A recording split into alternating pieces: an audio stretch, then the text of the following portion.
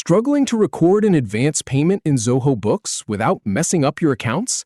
Learn the exact 10-step process to add it correctly in under 2 minutes. We'll start by opening the customer's profile, then create a new payment, enter the amount, and save it as paid. Follow these simple steps. Go ahead and open up Zoho Books. You'll see your dashboard.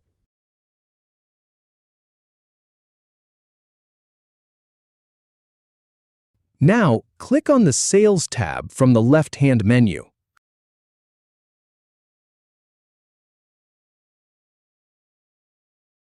Then, click on Customers to get to your customer list.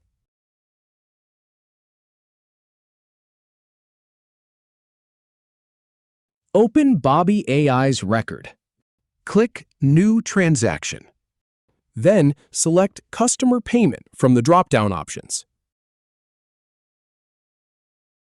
Now, type the amount you've received as an advance payment. Then click Yes.